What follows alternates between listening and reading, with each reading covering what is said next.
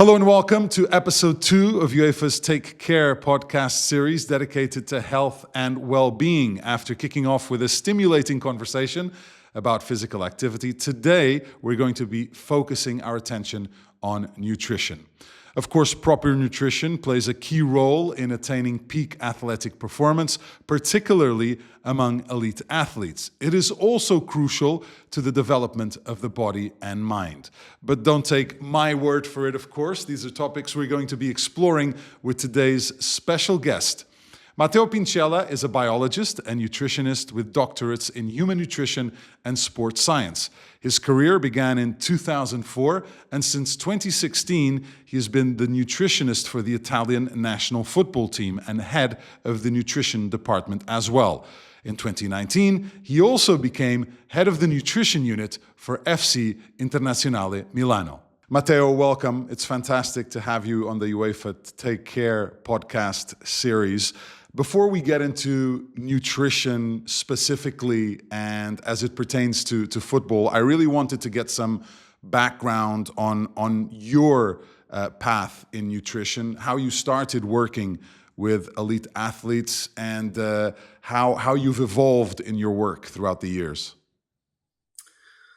Thank you so much for your question. I started to deal with nutrition in sports when I understood that for the player is so important the nutrition for research for have the maximal potential performance of them. I think that in the past the players not understand it. They in the past for the players was important the training, for example, but not nutrition. Nutrition was the bad side of athletes in the past. Now I think that they understand what I say, and I think that in the future we can discover many other ideas, many other technique for reach the maximum performance potential. Because for me, MPP, maximum potential performance, is the key of success of the players, and they know that is so important training, but is not on the only one. Nutrition, psychologist, and the other is so important. As you said, a lot has changed when it comes to nutrition in football specifically. I've followed football for over 40 years as a fan. I followed it as a professional for pretty much 30 years now. And only recently do you really get to hear about this element in performance. Tell us exactly what kind of rules or what kind of principles should players have when it comes to nutrition? What basic guidelines should they follow and why? Okay, this is very important question, but because the players sometimes think that maybe when they can research some secrets for help the performance, but I think that the players is like the other person, the other people is human, and what the human need is the real question. And I think that the people need to understand that it's very simple to follow the right diet. Is also same for the football players. And I think that sometimes they search some tools for increase the performance, but for grow. But the reality is that they need to eat very simple. They need to follow the pyramid diet from Mediterranean diet, and this pyramid start in 1992, and the last pyramid talking about the different nutrition, because the science evolve in along the times, okay, evolve during the time, and I think that in the base of pyramid we have water, for example, and many people and many players don't drink a lot. This is a real problem. And also, if you check the pyramid, you can have a very clear suggest. You can understand what you need for what you need for your healthy plate. And also, when I'm talking about plate, I'm talking about the Harvard plate, because Harvard University show the good plate for athletes. What we have inside in this plate? The 5 group of food. The first group is protein, beef, chicken or red beef, and fish, for example, and the veggie protein, like a tofu, for example. And the second group is dairy, and we need to use dairy during a week, for example, not a lot, but like in pyramid recommendation. The third is grains, because now is another problem, because many nutritionists talking about the grains, the carbohydrates, and they say they are bad for human, but is not true, because the science discover and show that the grains is so important for the football players. I think that is very, very important, because our sport is changed. We are like a runner. We need to glycogen inside our muscle and water also. And the group number 4 is vegetable, is the king of health, vegetables. Because inside you have the micronutrients. They are so important for health and for recovery, because they can help when we have inflammation inside our body. And for the players is normal, because they push very hard and they have inflammation, and the vegetable can help to recovery, because they have a micronutrients inside, like a vitamins and a mineral salt, and also antioxidants. The last group is dressing fat, like olive oil, for example. This is so important for health, but the people forget that olive oil, avocado have a lot of calories. It's okay if you take a bit, it's okay, but if you take a lot, you take a lot of calories. It's not the best idea sometimes. Okay, so just pretend that I'm an elite footballer from Inter, or from the Italian national team who you work with, and I come to you and I say, Matteo, what is the ideal meal that I should have on a match day, before a match? And then we'll get into recovery later. But right now, for peak performance, what should I eat to be as practical as possible? Yes, is not a hard question for me, because I hope it's not a hard question, but it's not hard to understand what's happened, what the body need. What the focus is match or training. What we can do around the training or match. You're talking about before and after. I think that this period is the best period for take a lot of carbohydrates.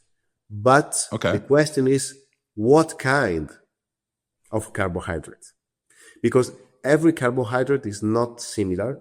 Buckwheat pasta, black rice, or spaghetti. Spaghetti is a good choice. Why spaghetti? Because the spaghetti, the form, how do you say, the kind of pasta is different. You have different response to the different size of pasta. Spaghetti is perfect because when you bite it, you put inside your stomach the little pieces of spaghetti, and the pasta have outside the protein, that is kind of protein close the sugar inside, and it's difficult to our body to take the sugar inside the pasta in the beginning. You need to be more time to take these carbohydrates. And your glycemia inside the blood go slowly and not have spike. This is perfect before the match, for example. And also, before the match is not the best idea if you take a lot of vegetable, because the fiber from the vegetable stop the digestion, and maybe you can have some discomfort. And also it's so important to not drink a lot of water a bit of time before the match or before the training, because when you take a lot of water, your stomach is like a balloon during the training. Okay, you feel discomfort. And in the opposite side, in the end of the match, you can take a lot of water because you don't need to run again, and you don't feel discomfort, for example, and you need a lot of water. We say that if you lose 1 kilo, you need 1 liter of water immediately after the match, for example. Just to be clear on one thing, let's say spaghetti is a pre-match meal. You add some protein to that as well? Yes, I put a bit of protein in the plate of athletes. Okay. I suggest the easy protein. Easy protein is, for example, chicken. For example, eggs, because eggs is the best. Okay. Is the best food around the world when we talk about protein, because the eggs definition in the science the level of quality of protein. If you check the quality of another protein, you compare with the eggs, because the eggs is maximum, is the top protein around the world. Yes, if I follow some vegan athletes, no problem, because we can take the protein from the other food, like tofu, like the other kind of vegetal protein. It's no problem. And also after the match, I talk about just the carbohydrate, but after the matches, the best choice is carbohydrates and protein, both. But the first is carbohydrates and water, and also a bit protein. Maybe we take 1 gram for each 1 kilo of body weight of carbohydrate and 0.3 grams of protein for each 1 kilo of the players. Okay, great, Matteo. We'll continue our conversation in just a moment, but let's get another voice into this episode. We had an opportunity to speak with a couple of your Inter Milan players about nutrition as well. One of them was Henrikh Mkhitaryan, who told us how important nutrition is and also how much the attitude towards nutrition has changed in professional football.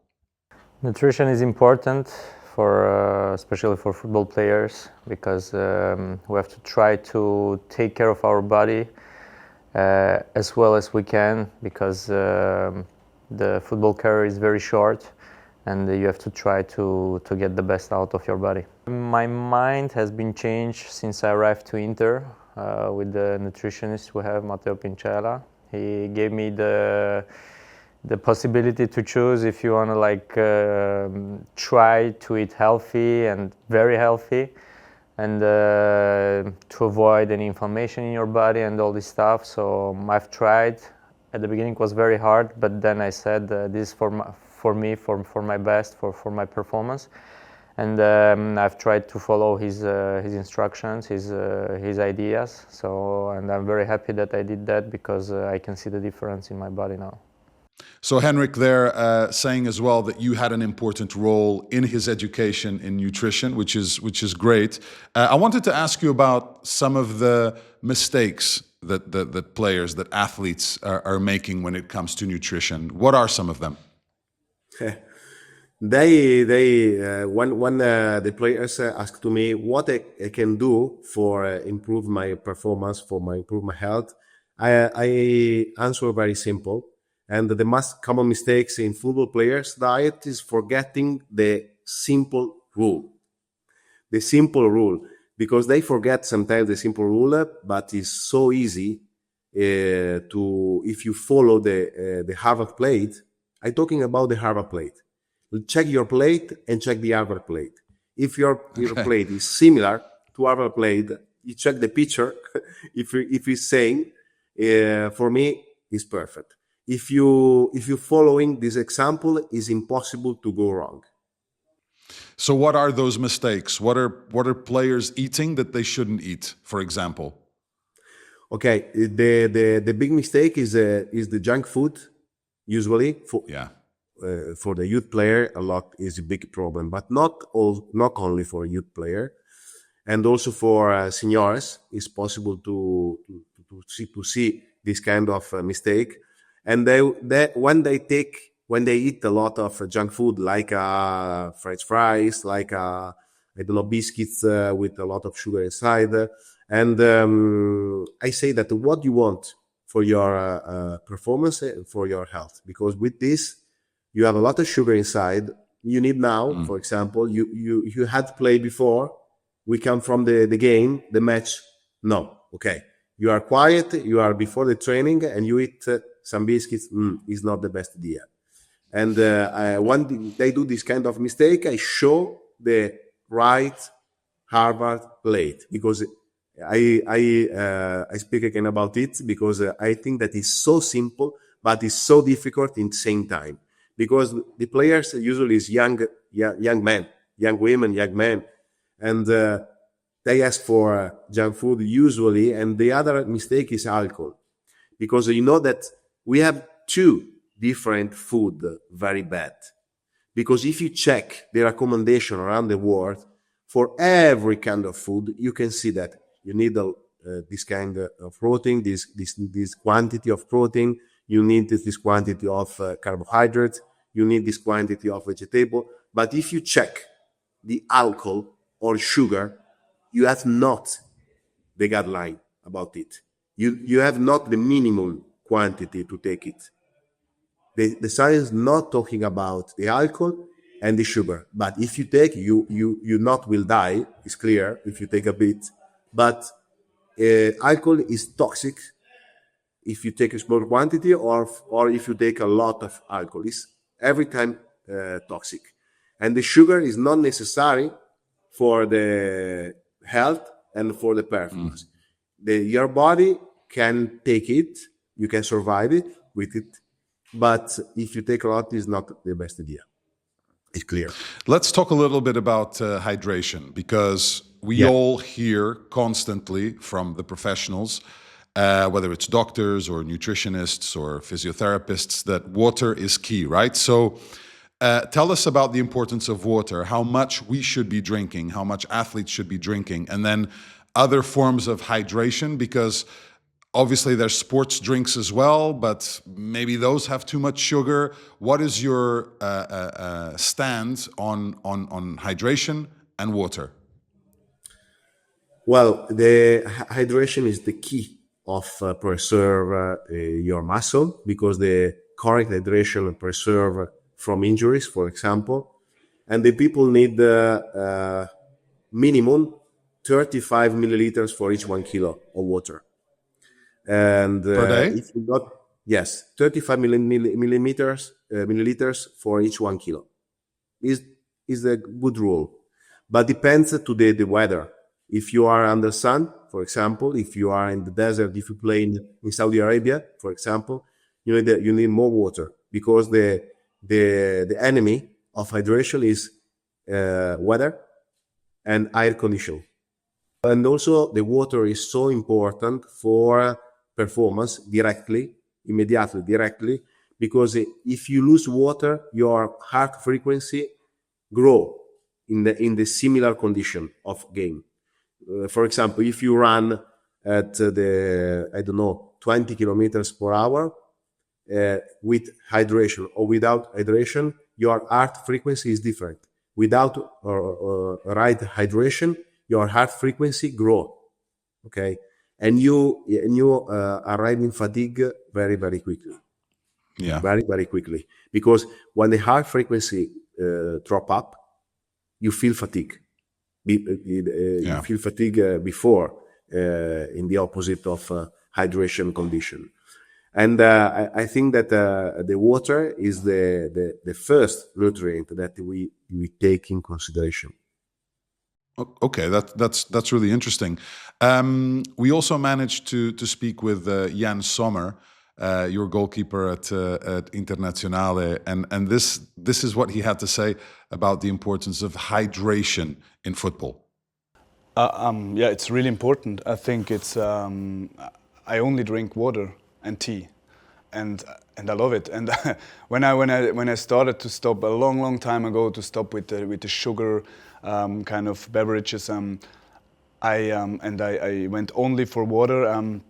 Now I can say that that's a good still water, and that's tastes a little bit different. So, for me, it's water is amazing.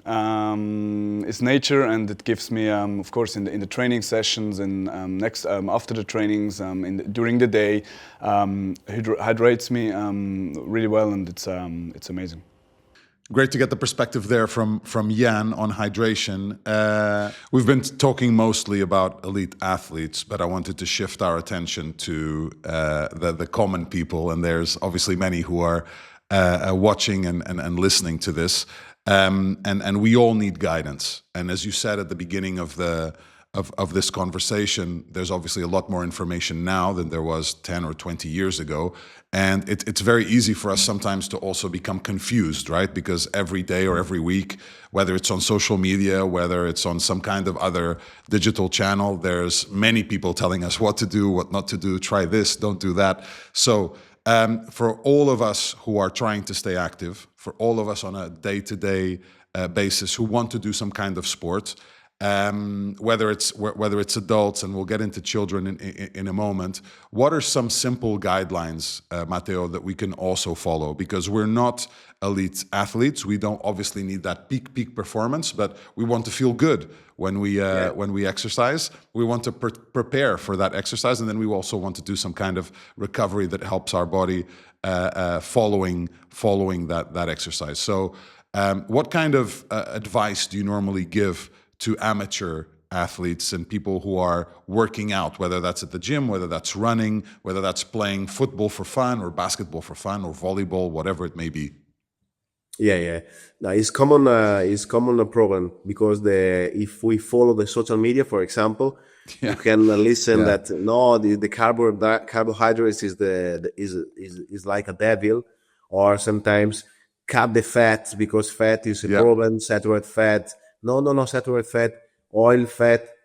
Yes, I know. We can, if we follow the social media, we can listen all and opposite. And we become in confusion, a lot of in confusion. Sometimes I talking with the non-athletes and they are very confused. And what I can say to the non-athletes people for help them, I think that I can talking about very simple advice, and the one more time I say follow the healthy plate. Healthy plate is very simple to understand. You take your plate, you do half part of vegetable. Is graphic. Is a picture. You put it on your table and you do it half vegetable, and the other one half you divide in two parts, split in two parts, okay, and you have protein and grains. Okay, you have. If you follow this advice, is perfect. And also you need to take water during the meal, because sometimes you listen. No, it's a bad idea to drink water during the meal. No. It's a myth. You can take water during the meal, and one fruit and dressing oil, a bit of dressing oil. This is your health plate. What kind of protein? Chicken, turkey, beef, pork, depends, vegetable protein search, and grains. I prefer whole grains, for example, whole pasta, whole rice with fiber, covered by fiber, and quinoa, spelt, barley, and what we want is not important, but it's important that you change during the week the search of carbohydrates, the search of protein, for example. And the vegetable, I suggest, my advice is change the colors. Use a lot of colors like a rainbow, because every color is a specific antioxidant inside of the vegetable. And I repeat, you take your plate, you split in 3 parts, okay? A half plate from vegetable, different colors. Cooked, raw, change every time, change. I think this was really clear and educational, Matteo, because I think we can all visualize those options that you just gave. When you talk about children, and nowadays, obviously, the options for children, as far as especially junk food and sugar, right? They're endless. You go to a supermarket and it's everywhere, and it's very difficult to manage the temptations that they constantly have. So as parents, and there's a lot of them normally following this podcast, what are some of the also advice that you can give, and how soon you need to get this healthy plate for them, and how soon they should really have this diversity of nutrition in their body. Yes, it's big problem around the world now. The OMS, the Organization of Sanity, now coin the new word is globesity. Globesity is the first problem around the world when you're talking about health, and the people become obese and overweight now, and also the kids. For the kids, it's a big problem because sometimes before we're talking about the mistake, and when we talked about mistake, we say that maybe the junk food is a big mistake and the other is mistakes. But for the youth, for the young guys, the big mistake is eat a lot of junk food, because with a lot of junk food, they take a lot of calories, they become fatty, but they are poor of micronutrients. For how many reasons? Yeah. If you read the package of junk food, you can read a lot of sugar, a lot of fat, a lot of fat, of bad fat, bad sugar, and without vitamins and without micronutrients, mineral salt, for example, antioxidant and vitamins. That's very helpful. Thanks for that, Matteo. Let's get Henrikh and Yann back into the conversation, because both of them also shared their views on how challenging it is to make sure their children are healthy when it comes to eating. Well, as a parent, I'm trying to give the right idea to my son. Of course, it's not very easy, because kids, they are a bit different, and they want to eat sweets, they don't want to eat the food. But I'm trying to put him in a right track, in the right way, to say, look, like this is what you have to do.